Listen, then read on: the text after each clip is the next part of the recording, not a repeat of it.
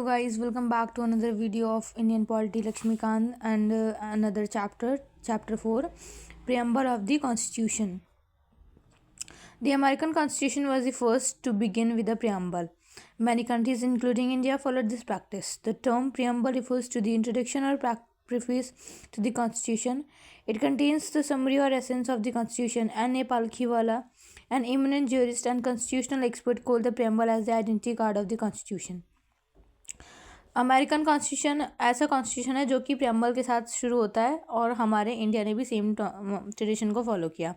N.A. Palkhivala एक imminent jurist थे जिन्होंने कहा कि जो प्रेम्बल है ये एक आइडेंटिटी कार्ड है कॉन्स्टिट्यूशन का। मतलब how it gives you an idea that how constitution of India looks like. It has been amended by the preamble of India has been amended by the 42nd Constitutional Amendment Act 1976, which added 3 new words: socialist, secular and integrity. 3 words were added. ये कह रहा है कि जो 3 words हैं socialist, secular and integrity, ये 3 words जो हैं वो ऐड किए गए थे by the 42nd constitutional amendment act 1976. Text of the preamble. The preamble in its present form reads, "We, the people of India, having solemnly resolved to constitute India into a sovereign, socialist, secular, democratic republic, and to secure to all its citizens justice, social, economic, and political, liberty of thought, expression, belief, faith, and worship, equality of status and of opportunity, and to promote among them all fraternity, assuring the dignity of the individual and the unity and integrity of the nation.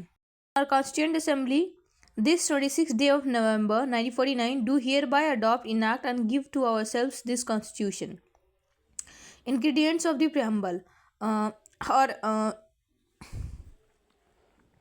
Ingredients of the preamble क्या क्या हैं, कहाँ से लिया गया है.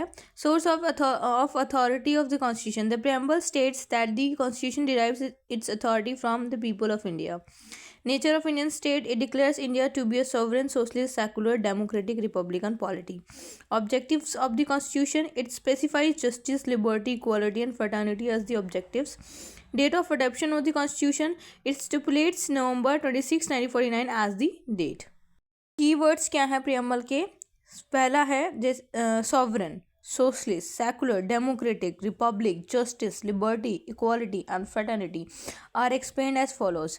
Sovereign. The word sovereign implies that India is neither a dependency nor a dominion of any other nation, but an independent state. There is no authority above it, and it is free to conduct its own affairs. Bharat.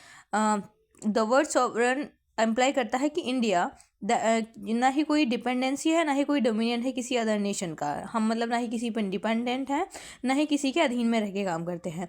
But an independent state, हम क्या हैं, एक स्वतंत्र राज्य हैं. ठीक है. There is no authority above it and it is free to conduct its own affairs both internal and external.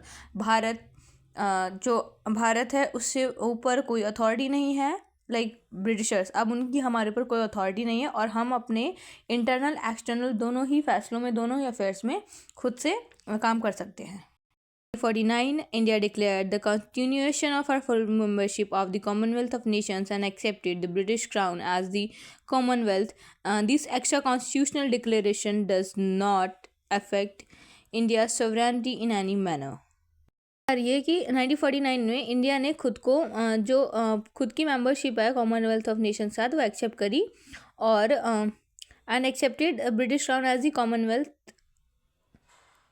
Head of the commonwealth. Sorry, ये जो डिक्लेरेशन है इससे कि इंडिया कोई सॉवरेनिटी किसी भी मैटर में अफेक्ट नहीं होगी किसी मैनर में. Further, India's membership of the United Nations organisation also in no way constitutes a limitation or has sovereignty. Means हमारे जो यूएनओ के साथ मेंबरशिप है उससे भी हमारी sovereignty में कोई जो पड़ेगा. लाइक वी आर सॉवरन, मतलब हम अपने फैसलों को इंडिपेंडेंट तरीके से ले सकते हैं. Being a sovereign state, India can either require a foreign territory or cede a part of its territory in favour of a foreign state. हम सॉवरन स्टेट होने के नाते कोई भी फॉरेन टेरिटरी को एक्वायर कर सकते हैं या फिर अपनी किसी भी टेरिटरी को दूसरी फॉरेन स्टेट को दे सकते हैं. सोशलिस्ट, दूसरा वर्ड है socialist. Even before the term was added by the 42nd Constitutional Amendment in 1976, the Constitution had a socialist content in the form of certain directive principles of state policy. In other words, what was hitherto implicit in the Constitution has now been made explicit. अभी मतलब ये जो word है 90 socialist ये 42nd amendment act के जरिए 1976 में introduce किया गया था, लेकिन जो डायरेक्टिव प्रिंसिपल्स हैं हमारे state directive principles of state policy part 4 में जो इंक्लूड किए गए हैं वो रिफ्लेक्ट करता है हमारा सोशलिज्म, मतलब our inclination towards socialist state.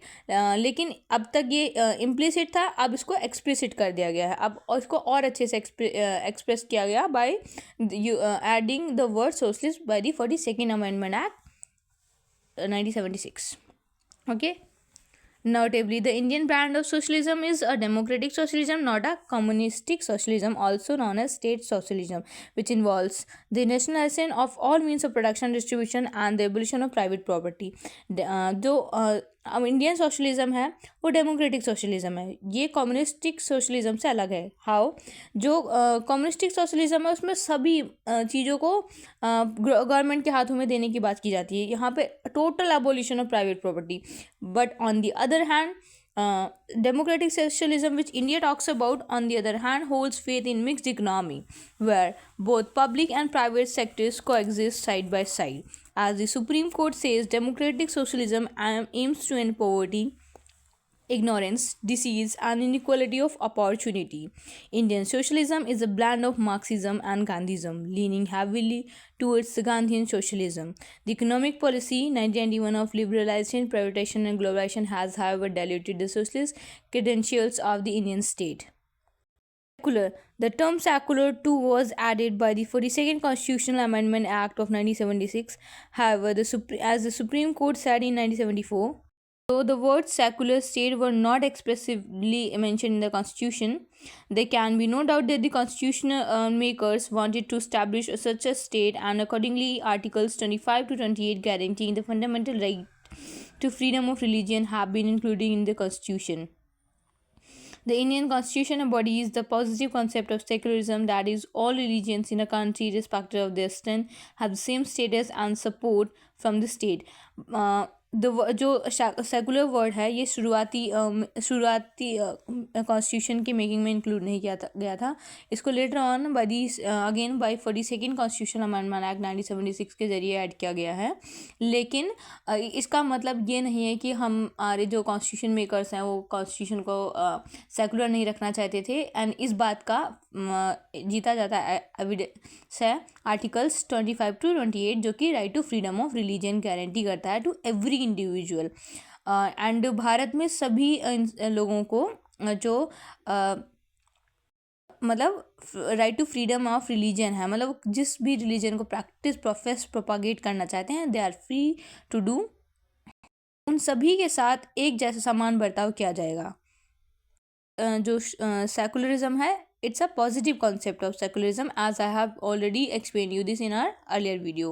So democratic, next feature of constitution is preamble, democratic. Democracy is of two types, direct and indirect. In indirect democracy, the people exercise their supreme power directly, as in the case in Switzerland. And there are 4 devices of direct democracy, namely referendum, initiative, recall, and plebiscite.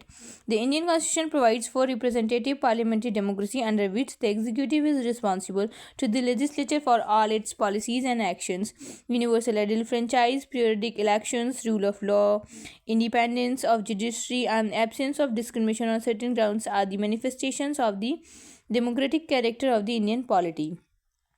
जो भारतीय संविधान है, 2 type की democracy होती है, direct and indirect. Direct democracy का example है Switzerland, जहाँ पे लोग आके डायरेक्टली डिसीजंस लेते हैं। लेकिन इंडियन कॉन्स्टिट्यूशन जो है वो इनडायरेक्ट डेमोक्रेसी की या फिर रिप्रेजेंटेटिव पार्लियामेंट्री डेमोक्रेसी प्रोवाइड करता है, जहाँ पे एग्जीक्यूटिव रिस्पॉन्सिबल है अपने सारे to the legislature for all its policies and action, सारे पॉलिसीज एंड एक्शंस के लिए। और यहाँ पर जो यूनिवर्सल एडल्ट फ्रेंचाइज है, मतलब वो सभी नागरिक जो 18 वर्ष या उससे अधिक आयु के हैं वो वोट डालते हैं इलेक्शंस में, एंड अपने रिप्रेजेंटेटिव्स को चुनते हैं, वही रिप्रेजेंटेटिव्स हमारे लिए डिसीजंस लेते हैं। तो this is how indirect democracy works. And जो इनडायरेक्ट डेमोक्रेसी, जो डेमोक्रेसी है वो कैसे इंडिया मेंटेन की जाती है, by as I already mention you, universal एल्डर फ्रेंचाइज 5 साल के लिए चुने जाते हैं, पीरियडिक इलेक्शंस, ठीक है। सरकार अच्छा काम करती है तो आगे कंटिन्यू करती है, नहीं तो फिर चेंज हो जाती है। इससे पता चलता है कि यहाँ पे जनता का शासन चलता है, ठीक है। Democracy means people's law of and rule of people, rule of law, independence of judiciary, and absence of discrimination on certain grounds. These are some manifestations of democratic nature of character of Indian polity. This was our discussion for today. We'll continue other keywords of preamble in our upcoming video. Till then, subscribe my channel, like my video, and share with your friends. Thank you.